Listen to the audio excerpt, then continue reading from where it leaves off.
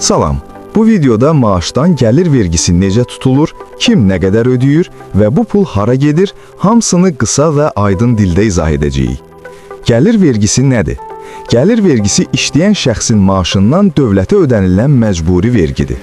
Yəni maaş kartına oturmadan əvvəl müəyyən məbləğ çıxılır. Kimlər gəlir vergisi ödəyir?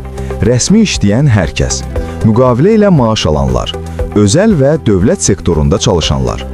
Maaşdan vergi necə tutulur? Sadə dillə. Sənin ümumi maaşın götürülür, qanunla nəzərdə tutulan güzəştlər çıxılır, qalan məbləğdən gəlir vergisi hesablanır. Vergi tutulur, qalan pul sənə ödənilir. Hazırda tətbiq olunan əsas dərəcələr. Xülasə.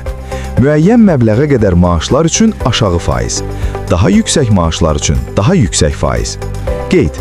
Dövlət sektoru və özəl sektor üçün bəzən fərqli qaydalar tətbiq olunur. Bəs niyə bu vergi tutulur? Bu pullar yolların, məktəblərin, xəstəxanaların, pensiya və sosial ödənişlərin, dövlət xidmətlərinin maliyyələşməsinə gedir. Yəni dolayı yolla yenə cəmiyyətə qayıdır. Vacib, ən çox edilən səhv. Bir çox insan elə bilir ki, maaşım azdır, amma çox vergi gedir. Əslində isə çox vaxt səbəb güzəştlərin bilinməməsi, əmək müqaviləsində səhvlər, rəsmi və qeyri-rəsmi maaş fərqi olur.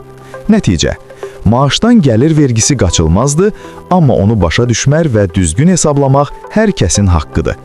Əgər maaşınla bağlı sualın varsa, şərhlərdə yaz, növbəti videoda izah edək.